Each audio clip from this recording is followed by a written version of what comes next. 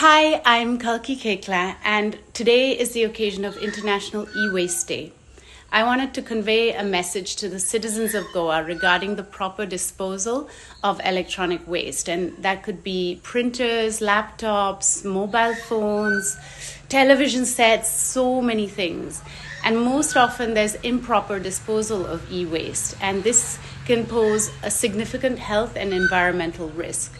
If anyone wants to dispose of their e-waste in Goa, they can reach out to Karo Sambhav on their toll-free number or on their website, which I will share.